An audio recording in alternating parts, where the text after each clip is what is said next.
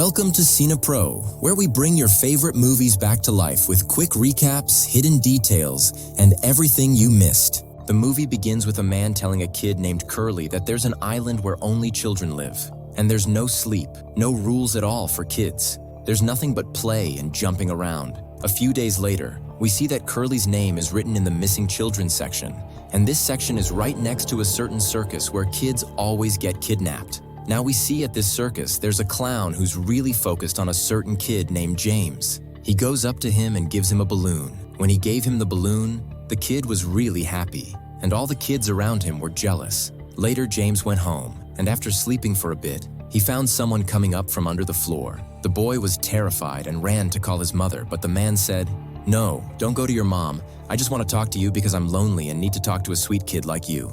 To reassure him, he told him, "My name is Peter, and by the way, I'm the one who gave you the balloon today." When James realized he was the clown from the circus, he felt safe and went up to him, told him his name, and they talked for a while until Peter said, "Would you like to come with me? There's an amazing place where only kids live. No moms or dads. Just like I told you before, I've been looking for a kid like you to come with me because I don't want to go alone." Meanwhile, James's mom started to hear someone talking outside, so she rushed out to see who was there. As soon as Peter saw James's mom, he grabbed James by the legs to kidnap him. But James's mom quickly grabbed her son and took him from Peter, running away to get out of the house. But she was shocked when she reached the door and found it locked from the outside. Someone had trapped them in. She ran back into the apartment to try the other door, holding a knife just in case the crazy guy showed up again. Unfortunately, she ran into the crazy man who cut off her hand with the knife. They kept fighting until Peter finally caught her and cut off her head too. After that, he went to James, put his hand on his cheek and said, "Come on, let's go Neverland so you can play with me there." That's the place where he takes the kids. After about 20 years, from what happened, we see a completely different family. A father named John, a mother named Mary, their daughter Wendy, and their little son Michael. The family is sitting at the table for breakfast. After breakfast, Mary takes a letter and shows it to Wendy saying, "This letter came for you," and Wendy says she read it. It turns out, the letter is from the University of London, where Wendy wants to go study, which means she'll be away from her family. Her mom doesn't like this at all because she doesn't want her to leave. But Wendy says, "It's my life, and I want to go. My fiancé is also studying there." Before she leaves, she notices a paper that says, "Happy birthday" for her little brother, and she realizes she forgot his birthday. So she quickly gets ready to celebrate his birthday and make it up to him. Since she forgot the date, she makes it up to him by offering to drive him to school. They get in the car together, but Michael, her brother, is upset because lately she hasn't been paying attention to him at all. She's only focused on her fiancé to the point that she forgot his birthday. Wendy realizes that one day he'll fall in love too and act the same way, but that doesn't mean she doesn't love him. On the contrary, he's more important than her fiancé. When she gets out, she meets her friend, who is exactly like her. And then Wendy goes to her job as a hairdresser, but she's late because she was busy with her brother. At the same time, we see the crazy guy named Peter with an old woman, and it's clear from the blood that her body is dismembered. At that moment, Peter says, "We have to start the mission now." This mission is to go to a school to kidnap kids. His first step is to get out of his house and go to a toy store to buy a mask so no one recognizes him. The shopkeeper tells him, "We're closing now. Come back tomorrow." He attacks the shopkeeper and stabs him with a knife until he's dead. Let's go now to Michael's school, where, by the way, his sister Wendy is waiting for him to come out so they can go together. At that moment, we notice that right next to the school, there's a van parked that says, "Welcome to Neverland." That's the name of the island the crazy man wanted to take James to, so it's clear this is the school he's planning to kidnap from. But Wendy isn't paying attention to these details because her fiancé suddenly appears and shocks her with his decision that he's not going to study in London as they agreed, because he's not ready to leave his family and friends. Wendy is very upset by what he says, but they keep talking and discussing until she completely forgets about her brother, who's now riding his bike home alone. Unfortunately, as Michael is riding, he finds a rope stretched across the road to trip him up. When he looks around to see who put the rope there, because it's obvious it was intentional, he finds someone behind him trying to kidnap him. And indeed, the man kidnaps him and throws him into the van. Meanwhile, his sister is extremely worried because Michael isn't upset at all, even though the school day is over, so she feels something happened to him. She goes into the school to ask, and they tell her he left a while ago. That's when she's sure something happened, because it's not like him to leave school without sending her a message. She tries to call him to check, but he can't answer because he's in a place with no signal. After a little while, we see Michael sitting on his bed, crying. At that moment, Peter came to him again and asked him to play hide and seek with him. And indeed, Michael agreed to play with him. He kept looking for him everywhere until he came out from among some very scary-looking mannequin dolls. At that moment, Michael was startled and grabbed the picture he had with his friend Jimmy. So Peter got the idea in his head to kidnap his friend too, so Michael wouldn't be alone here, and next time they could go to Neverland together. At the same time, Michael's family was completely devastated, especially Wendy. She also felt guilty because she wasn't paying attention to her brother when he left school and was focused on her fiancé who was talking to her. And while they were all devastated, they got a phone call. Wendy answered quickly. She asked the caller, "Who are you?" Strangely, no one answered at all. All she heard was music the caller was playing. At that time, Mary took the phone from her and was shocked when she heard the music, as if she knew what it meant, and she was sure when the caller answered and told her he would take her son and take him. At that moment, the mother couldn't believe what she heard and quickly left the house to look for her son everywhere. But after searching for a while and not finding him, she returned home even more devastated. Because she had known for a long time that Neverland was the place where all the kidnapped children ended up, and every family whose child was kidnapped gets the same call. A call that starts with music, and then the kidnapper tells them he will take them to Neverland. When Wendy found out about this, she went out with her friend Layla, who, by the way, is the sister of Jimmy, her brother's friend. So she went with her to a man in town who they said knew information about Neverland. They arrived at the man's house, and when they sat with him, he told them about his son who was kidnapped in the same way and told them he got the same call. He also told them that some people saw his son on the same day he was kidnapped, and then they found out exactly what happened. What happened was that a clown came up to him and gave him a balloon, and when he gave it to him, they got into a red car that had "Welcome to Neverland" written on it. That's exactly what happened, and that was a long time ago. Until now, his son hasn't returned. That's what we saw at the beginning of the movie.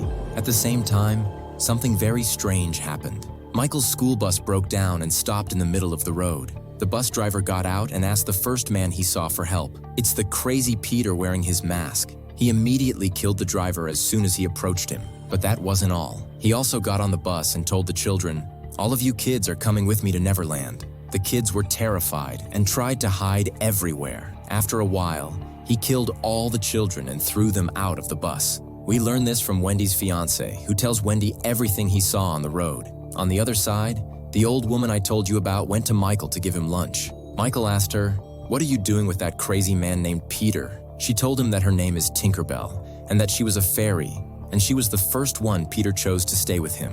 Then she started saying crazy things. That wouldn't make sense to a small child. Michael asked her if he would go back to his family, because surely they were worried about him.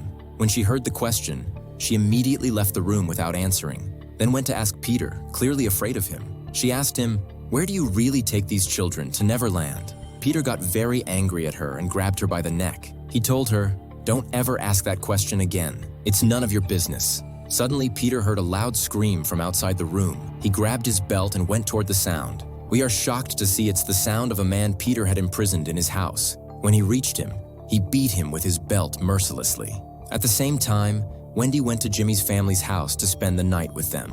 To her shock, Peter was already outside their house, holding Jimmy's picture in his hand. After a while, Peter got out of his car and went to Layla, Jimmy's sister, in her room and stabbed her repeatedly until she died. Meanwhile, Wendy entered her room to sleep, but after a while, she heard a sudden scream.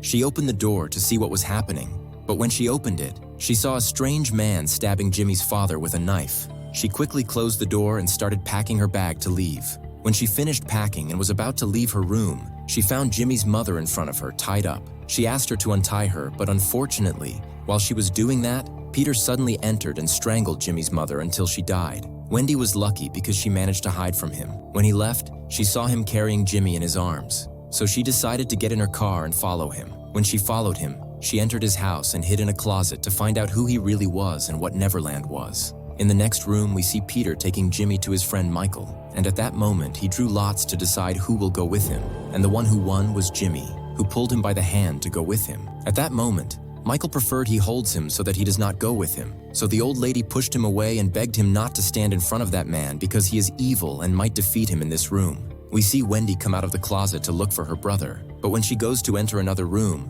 She sees Bill denying it and says to her, "Who are you?" Wendy begged her not to tell that crazy man that she is here because she just wants to take her brother, nothing more. Indeed, Tim Kerr Bill let her enter the room where her brother is, and there Wendy finally took her brother in her arms. As for Tim Kerr Bill, she goes to Peter and asks him the same question again in Neverland. And what is he doing with the boys there? Peter said to her, "Why are you asking me questions that don't concern you?" In the middle of their conversation, they heard a noise outside the room. He asked her who was in the house. She didn't answer, and it was clear she was very afraid of him.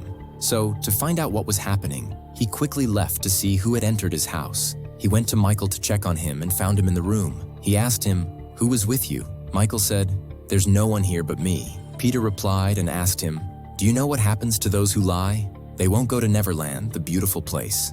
At that time, Wendy, who was hiding, actually freaked out. This crazy guy had it in his head, and at that moment he went completely mad. Her brother got out of the situation. At that point, she locked Peter in the room. He saw them, and Tinker Bell didn't catch them and just let them escape, and this will make Peter not leave her alone.